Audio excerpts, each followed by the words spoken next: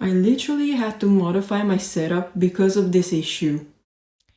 Let me give you one more reason to be mad at Sony right now. And no, it's not their response at the whole disc situation backlash, where they basically said that they won't back down from their decision. I already gave up on that, so I don't even care what they say anymore. No, I'm gonna talk about something else today. And let me start by saying this. I've always been a PlayStation fan. I was introduced to gaming through the PS1 in 2002, I think, and I fell in love with gaming playing PlayStation exclusive games on my PS2. The PSP still remains my favorite handheld of all time. I switched from an Xbox 360 to a PS3 back in 2009 to play the exclusives. I loved that back then the online was free on the PS3 and I had tons of fun. I played on my PS4 for countless of hours from 2013 to 2023. So to someone like me, this is all just extra disappointing. Seeing the brand you associated with your best gaming memories the most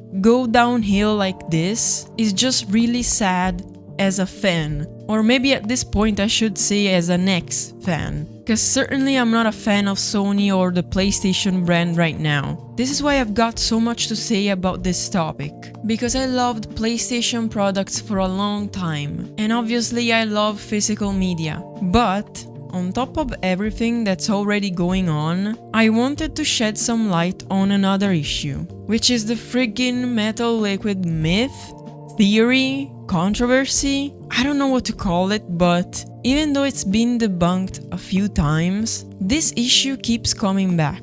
And many technicians that own repair shops have been getting more and more PS5s with this liquid metal issue. Like Digital Doctor Repairs, the YouTube channel, you can see on one of his latest YouTube shorts that he's been getting more and more PS5s that overheat. It's overheating or HDMI ports. So we got 1, 2, 15, 16 I think. It does not matter if it's the digital console or if it's the disc only or if it's the Pro, the Slim. This is a very common issue amongst all the PlayStations. The main issue is the liquid metal, because the liquid metal, when you stand them up over time, they start to droop themselves off the main chip and then the CPU gets hot and they overheat. And he basically said that it's a mix of dust and also the fact that they've been standing vertically. So clearly something is going on, and as time goes on, more and more people are getting this issue. So what is happening exactly? Is the liquid metal really pulling down, drooling down as you're playing your PS5 games if your PS5 is standing vertically? Apparently the answer could be two things. You either have had your PS5 repaired by an unskilled technician before and that caused the liquid metal to pull down, because apparently you have to be very careful on how you put the console back after opening it to fix it. And if the foam barrier around the processor chip isn't sealed properly, then this could happen. Or maybe it just degraded with time and high temps, the liquid metal gradually oxidized, maybe it moved around as you were playing and left some dry spots that caused the console to overheat. From what I understand, it's important to make sure that your PS5 gets enough airflow and the vertical position isn't always optimal. But whatever the case is, it's been happening more and more, especially but not exclusively to the original older models, basically that one. But it also keeps happening to the slim models too, and surprisingly enough, we've already had some cases with the Pro models too, even with the improved cooling layout Sony introduced on those models. So I don't know exactly what it is, but whether it's the vertical position or maybe a defect, some models may just be defected like that. Whatever it is, it makes me incredibly mad. And you can see it from my hand gestures. Every time I'm mad, every time I'm making a video where I rant about something, I move my hands around a lot. But anyway, the reason why this makes me so mad is because this console hasn't even been out for 6 years. And this problem has been around since its 3rd year of life. I think we first heard about this in 2023, and it's not even the only problem. Another big issue is that the HDMI ports are so flimsy, they break very easily, and I find it unacceptable on what used to be a €500 console and now is a €650 console. This should be a premium product. And issues like these, still happening 6 years after launch, are just unacceptable to me. And I'm aware that this isn't the first time either. Look at this PS2 disc. Do you see it? That ring that goes around the disc? Wanna know what happened to it? It got scratched by the PS2 Slim model I had growing up. That console ruined a lot of my discs, and it was a defect that it had. The fat PS3 model would get the yellow light of death so easily, and that was a defect too. By the way, the PS3 was around €600 at launch, just a reminder, and I am apparently also one of the few people that got the blue light of death on my launch PS4 console, which was at Christmas by the way, and I had to send it back to Amazon and wait for a replacement, and that took like a week back then. But you know what the difference was between all those older PlayStation consoles and the PS5? Back then, if you just waited like 5 or more years, you could get a PS2 for around €130. Same thing for the PS3 Super Slim. I got mine for €120, brand new in 2015. You could also get the PS4 for €300, brand new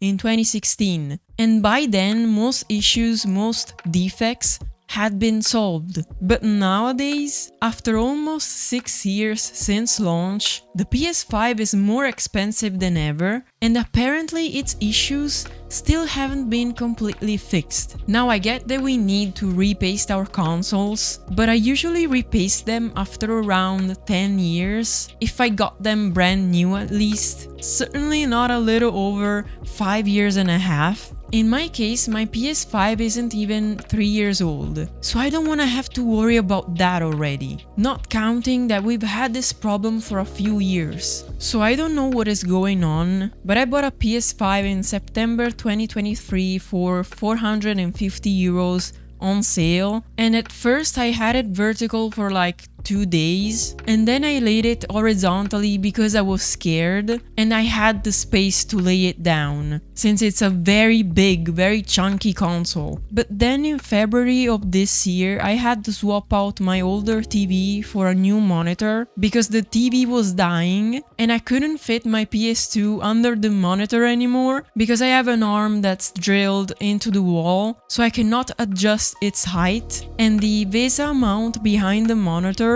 is at a different height than it was on the TV, so I didn't have enough space to lay it horizontally anymore, and I had to keep it vertical for 5 months. But now I'm seeing more and more PS5s getting these liquid metal issue, and I'm genuinely scared, because if it breaks, I can't just go buy another PS5 console, since they're so expensive now, and replacing the liquid metal isn't too cheap either, so I'd rather just be safe than sorry. So this is how messy my setup looks right now. I have my PS5 laying down horizontally, but the problem is that I can't move my monitor now because the PS5 is way too tall, and unfortunately I don't have any other place for it because I could put it on my desk, but it would take like all of this space on my desk and it would look so messy. I could put it over there, but same thing, it would take up a lot of space,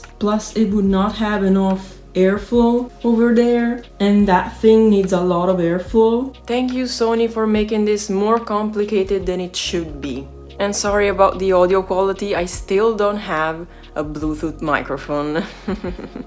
Yeah, setup reveal, tour. By the way, look at how messy all of that is.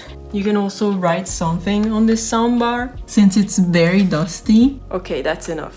And I had to buy another monitor arm to be able to adjust the height and put the PS5 underneath the monitor. So why am I telling you all this? I just had to rant about it all because to me it feels crazy that I had to buy a whole new monitor arm in order to make enough space for my PS5 to lay down so that I could have some peace of mind, because putting it vertically could potentially, but not officially, shorten its lifespan. I don't know. This is like the third rant I make about PlayStation at this point. I'm just very frustrated right now. And I just wanted to share a few thoughts about this whole liquid metal thing, because for those 5 months where I kept my PS5 in a vertical position, I was constantly worrying, like in the back of my mind, about the liquid metal eventually just pulling down. And now I don't have to worry about that anymore, keeping it horizontally, but I just wish I didn't have to worry about it at all,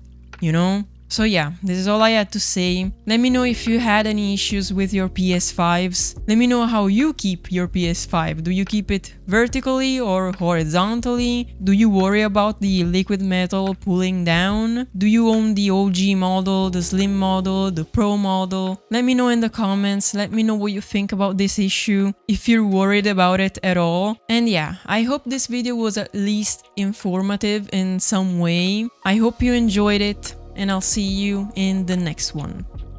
Ciao!